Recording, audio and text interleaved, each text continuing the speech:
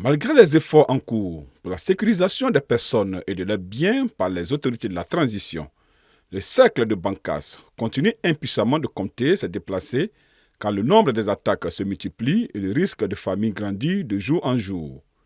La dernière attaque concerne les villages Keiroa et Peledurou dans les cercles de Bancasse et Koro qui ont été attaqués le mercredi janvier dernier par des hommes armés non identifiés.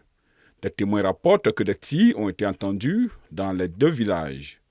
Selon le président du conseil local de la jeunesse de Bancasse, Mamoutou Guindo, depuis la reprise de Kidal par les forces armées maliennes, la région de Mopti en général et en particulier le cercle de Bancasse est devenue l'épicentre des attaques terroristes. Car selon lui, il ne se passe pas une seule journée sans qu'on ne parle d'attaque d'une localité du cercle.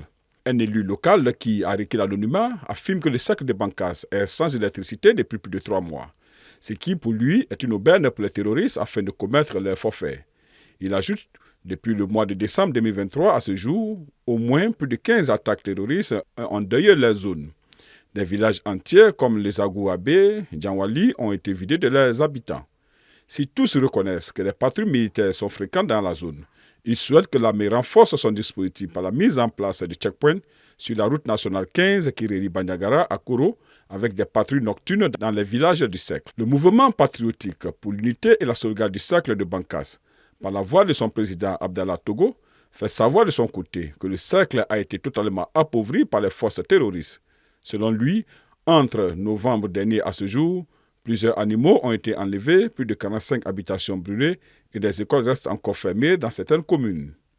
Le maire de Kanibonzon souligne que dans le cercle de Bancasse, la plupart des communes ont signé des accords locaux de paix, mais se pose la question de savoir à quoi ont servi exactement ces accords. Car s'il reconnaît que ces accords ont amené un peu d'accalmie dans le cercle, ils n'ont pas pu empêcher les attaques contre les populations.